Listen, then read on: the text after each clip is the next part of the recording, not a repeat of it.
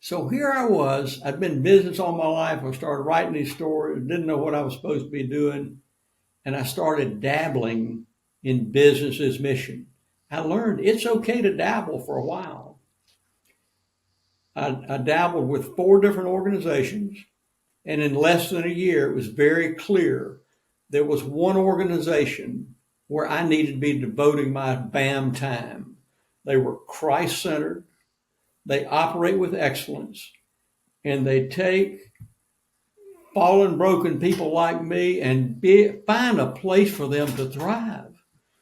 See, God does not want to waste anything. And Yeah. so He'll use our liabilities as well as our assets. He'll use our mistakes as well as anything we might have accomplished, all like compost and for healthy soil. Yes, that's right. So I've been involved now for 3 years as an investor and mentor.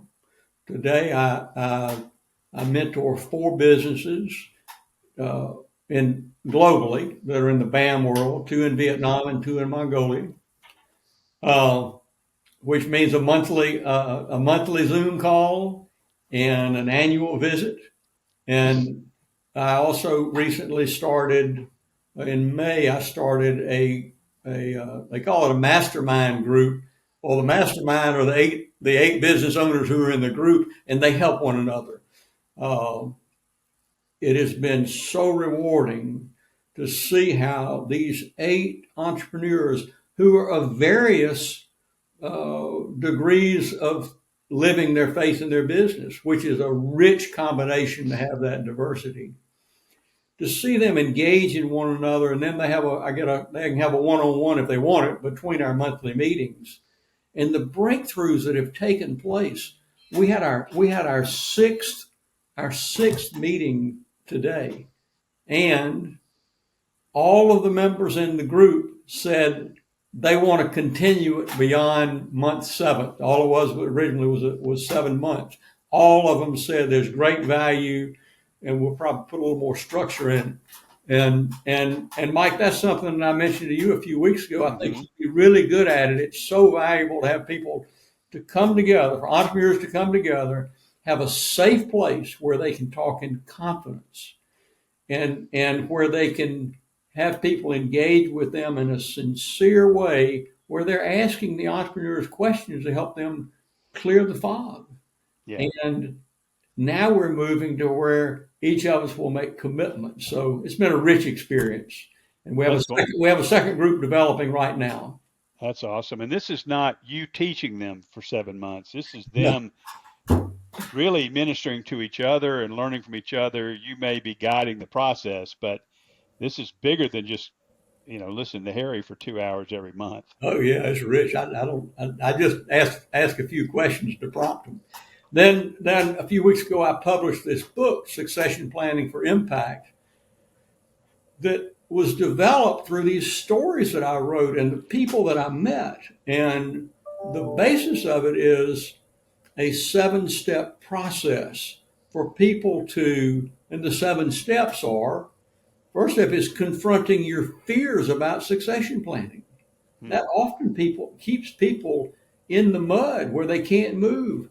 Deal with the issues, the fears that they have. But the second step is establish your succession planning team, which you need an outside voice.